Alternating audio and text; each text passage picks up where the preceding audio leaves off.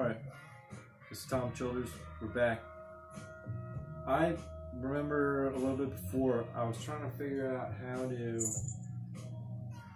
work through like a different perspective. And what I noticed is that if I take a point here, like here, elitism, there's differences from the two adjoining ideas, with also different nature of differences with the one across from it. And so like that's like probably my most effective way of being more clear about what the specific idea is. And what it does is it basically models the thesaurus manner of understanding language, where it's important to know what other words are like it, but what's different between this word from words like it, and also what its reflection is. And so the word amongst words like it is the most useful starting point, and then the reflection gives you it's the heart of the word. It's the dark side of the moon kind of reflection. And so this is actually how I use it, when in language, I first learned from exposure, like latently, passively, and then after that, through experimentation, and then, but when it comes time to achieving mastery, it's like a sorting process where you need to find where about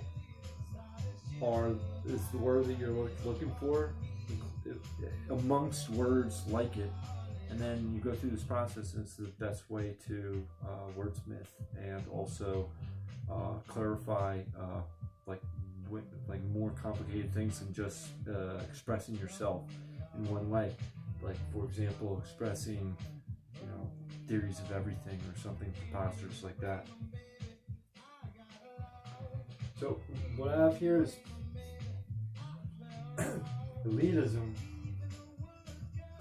and as soon as I come over here to elitism, I'm thinking to myself, well, how can I be like, I ought to be more positive first. I gotta be able to figure out, instead of just like name calling, like there's something about elitism that's worthwhile. I'm applying myself right now to be an elite contributor at my very self. So there's got to be something involved with it. Well, there's a big difference between elitism and Marxist communism, but it's very significant. Although they share a lot of similarities, but there's a huge difference, and that's the introduction of absolute power for power's sake and authority, whereas elitism honestly should be removed from absolute power and authority. Like, the idea of a meritocracy is the fundamental principle of elitism as elitism. Like, all these different ideas like overlap and whatnot, but that's the reason why I compare it to Marxism, which is co-opting elitism is a tool to advancing power gains and power grabs. And the difference between elitism and nihilism, let's see if I can just recall what that might be. Conjure it. Well, elitism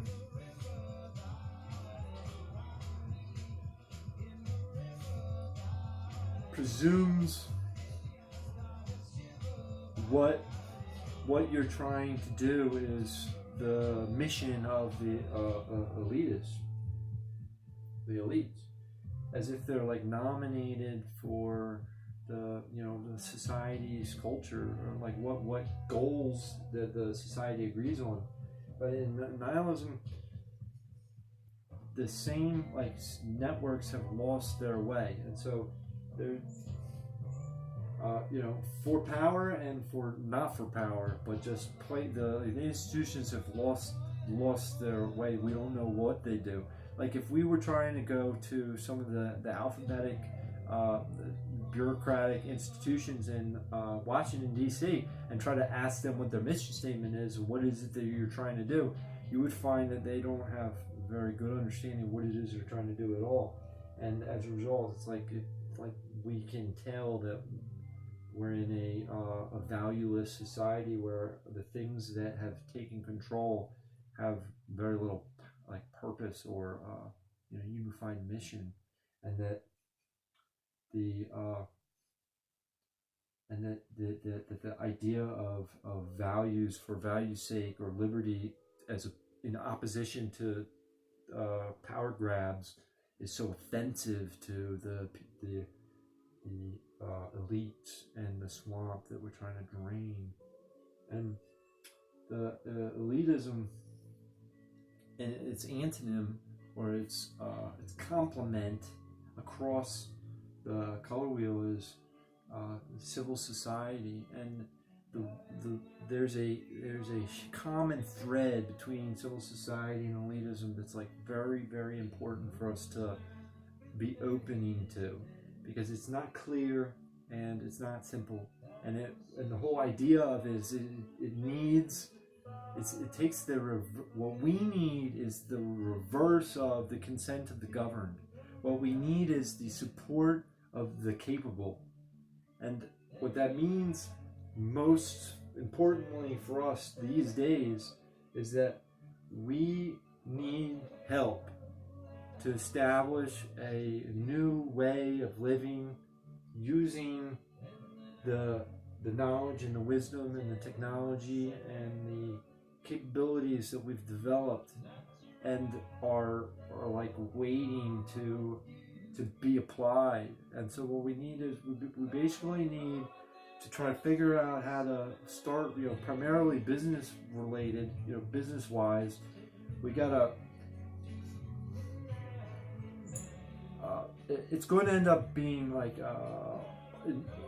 organizational with the regulating agencies first, and then it's going to end up coming down to corporations. We're going to end up needing is smaller divisions of companies that break up, and that because they want to do different things with different goals, not because we force them to break up. Like we need to be able to break up and operate differently, and because we have different kinds of people that want different things. Like the different regions of people have different senses of humor, and they should be watching different programming. Their news should be more localized based on the issues of their time and their place, and it shouldn't be all hodgepodge into one narrative of one story for one nation, for once and for all. And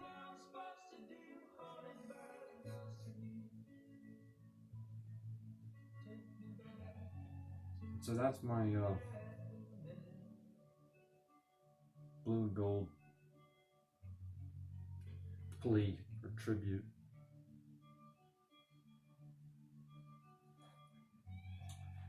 I don't have it with me anymore, but there was a blue and orange monster drink in honor of